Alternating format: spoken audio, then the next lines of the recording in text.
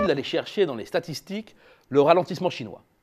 L'activisme des autorités monétaires et du gouvernement de Pékin depuis le début de l'année sonne comme un aveu. Réduction, par 2 fois, du ratio des réserves obligatoires des banques. Baisse des taux interbancaires. Mesures ciblées de soutien à l'immobilier.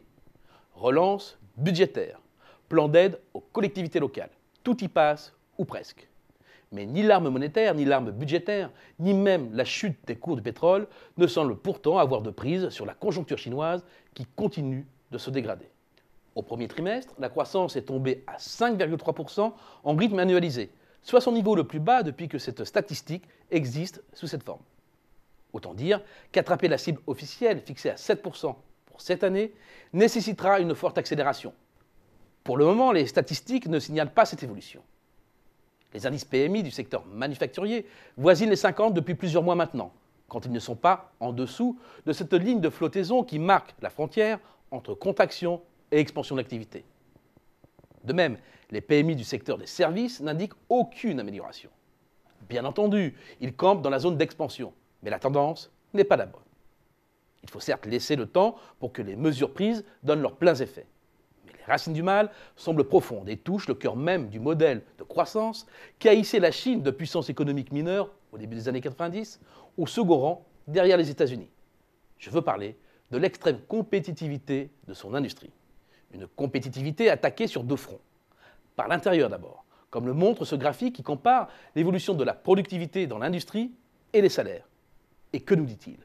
Que la productivité stagne alors que les salaires s'envolent. Bref, que l'industrie chinoise perd de sa compétitivité et de son efficacité, avec un coût unitaire du travail qui bondit depuis 2008.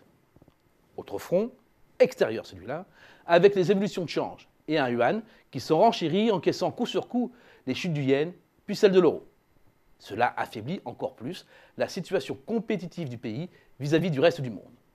Bref, le modèle extraverti de croissance chinois a du plomb dans l'aile. Quant aux corrections des prix dans l'immobilier, elles deviennent dangereuses. Que ce soit dans l'ancien ou dans le neuf, sur un an, les baisses approchent de 6%. Cela ne va pas sans poser des problèmes en cascade. Pour les ménages dont les effets richesse s'évaporent, pour les collectivités locales qui se voient privées d'une source de financement primordiale, jusqu'à l'ensemble du système financier dont les collatéraux se déprécient. Quant à l'arme monétaire dont use et abuse la Banque populaire, elle alimente une bulle action.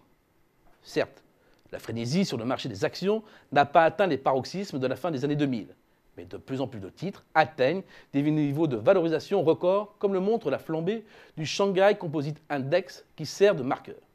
Et son éclatement saperait le socle de la croissance à venir. La question se pose alors, et si la Chine tombait en récession? Il ne s'agit pas du scénario le plus probable, mais le simple fait qu'il soit envisageable est un message. La transition vers un nouveau régime de croissance, sur le plan social, financier et de l'environnement, va créer une longue période de croissance plus faible. Nous maintenons notre prévision de croissance à 6,8% pour cette année, mais avouons-le, elle résonne déjà comme une hypothèse haute.